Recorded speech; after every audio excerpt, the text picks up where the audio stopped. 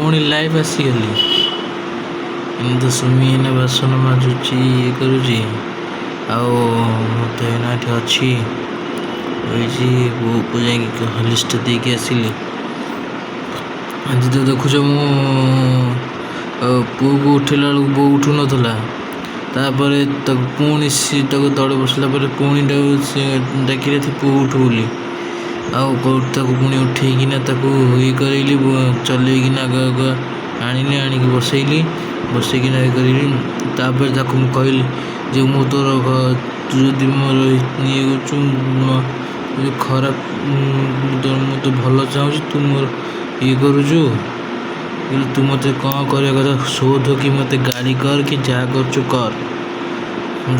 ତୋର ଏଇନା ତୁ ଛୁଆ, ମୁଁ ବାପ ହିସାବରେ ତୋତେ ମୁଁ କହୁଛି ଯେ ତୋତେ ମୁଁ ଏଇନା ସାହସ ଦେବି। ତୁ ମା ଛୁଆ ହିସାବରେ ମୋ କଥାଟା ମାନିବୁ। ନ ମାନିକିନା ମୋତେ କହୁଛୁ ଯେ ମୋତେ ତୁ ବାଡ଼ଉଛୁ, ବାଡ଼ିଆ କଥା ଠିକ୍ ଜାଣିପାରୁଛୁ। ଆଉ ଅଲଗା କଥା କିଛି ମନେ ପକାଇ ପାରୁନୁ, ଆବୁଲ ତାବୁଲ କଥାବାର୍ତ୍ତା କରୁଛୁ, ଏମିତିଆ ନା। ଆଉ ସେଥିପାଇଁ କହିଲି ମୁଁ ତ ଯାହା କହୁଛି ଠିକ୍ କହୁଛି ନା ଭୁଲ କହୁଛି। ମୁଁ କହିଲି ତୁ ମୋ ଉପରେ ରାଗିକି ଯାହା କରୁଛୁ କର।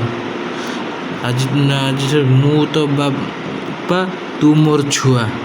ତୁ ଛୋଟବେଳୁ ତୁ ମୋର ସବୁ କିଛି କରିଛୁ। ମୁଁ ଏବେ ମୁଁ ବାହା ସାରିଲିଣି। ଏବେ ମୁଁ ସୁମିର ମୋର ମୁଁ କରିବୁ ବାଧ୍ୟ। କାରଣ ତୁ ଆଉ କିଏ ବାହାର ଲୋକ ଆସି କରିବିନି। ଯାହା କରିବ ତୋ ମା ତୋ ପୁଅ କରିବ, ତୋ ପୁଅ ତୋ ବୋହୂ କରିବ। ତୁ ସଦାବେଳେ କେମିତି ଇଏ କରୁଛୁ, ମୋତେ ଭୁଲ ଭାବିକି ଖରାପ ଭାବ। ତାପରେ ସିଏ ମୋତେ କହିଲା ନାଇଁ ତୁ ଠିକ୍, ମୁଁ ଭୁଲ, ମୁଁ ତୋତେ ଖରାପ ଭାବୁନି। ଆଉ ମୁଁ କହିଲି ଏତେ ଠିକ୍ କଥାବାର୍ତ୍ତା କରିପାରୁଛୁ, ଅନ୍ୟବେଳେ କାହିଁକି କଥାବାର୍ତ୍ତା କରିପାରୁନୁ। ଏମିତିଆ କଥା କରିକି ତାକୁ ଇଏ କରିବି। ତ ଖରାପ ଭାବିକି ମୋତେ ପାଟି କର, ଗାଳି କର, ମୋତେ ଅଭିଶାପ ଦେ, ଯାହା ଦେଉଛୁ ଦେ। ମୋର ବାପା କିଛି କହିବାର ନାହିଁ ମୋତେ। କିନ୍ତୁ ମୁଁ ନିଜେ ଏବେ ତୁ ଛୁଆ ହିସାବରେ, ମୋ ବାପ ହିସାବରେ ତୋତେ ମୁଁ ଉଠେଇକିନା ତୋତେ ଧରିକିନା ତୋତେ ଆଣିବାକୁ ଚାହୁଁଛି। ତୁ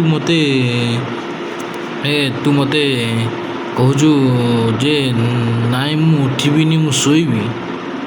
ହଉ ଦେଖାଯାଉଛି। ଜଗନ୍ନାଥ ମୋ ବୋଉକୁ ଟିକେ ନାକରୁ ସଦ୍ବୁଦ୍ଧି ଦିଅ। ଆଉ ମୋ ବୋଉର କେମିତି ଗୋଡ଼ଟା କେମିତି ଚଲାବୁଲା କରୁ, ମୁଣ୍ଡ କେମିତି ତା'ର କେମିତି ଭଲ ହେଇଯିବ। ଆର୍ଥକ ତ ଯାଇଥିଲି ମା ମଙ୍ଗଳାଙ୍କର ପାଦୁକ ଆଣିକି ପକାଇଥିଲି, ଆଉ ସବୁ କରେଇଥିଲି।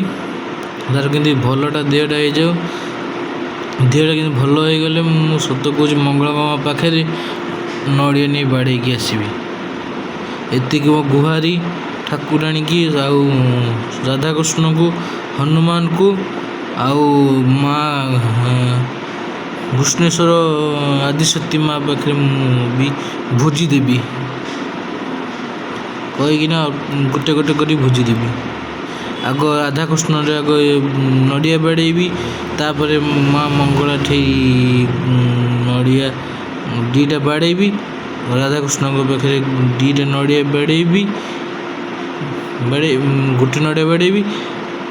ଆଉ ମଙ୍ଗଳାଙ୍କ ଠେଇ ଦୁଇଟା ନଡ଼ିଆ ବାଡ଼େଇକିନା ତାପରେ ପଛରେ ଆଉ କେତେବେଳେ ସମୟ ମିଳିଲେ ଏକାଥରେ ସମସ୍ତେ ମିଶିକିନା ଚାନ୍ଦା ଆଦାୟ କରିକିନା ଏକାଥରେ ମୁଁ ଚାନ୍ଦା ଆଦାୟ କରିକିନା ସମସ୍ତଠାରୁ, ବଡ଼ ବାପାଙ୍କ ଠାରୁ କି ଛୁଆ ବାପାଙ୍କ ଠାରୁ ହଉ, ଚାନ୍ଦା ଆଦାୟ କରିକିନା ଏକାଥରେ ମୋ ବୋଉ ଲାଗି ଏକାଥରେ ଭୋଜିଟେ କରିବି। ଆଉ ରହିଲି। ଲାଇଫ୍ ପୁଣି ପଛରେ ଇଏ କରିବି। ରହିଲି। ଜୟ ଜଗନ୍ନାଥ। ତୁମ ଦିନଟି ଆଜି ମଙ୍ଗଳ ରହୁ, ତୁମେ ଭଲରେ ଆଜି ରୁହ।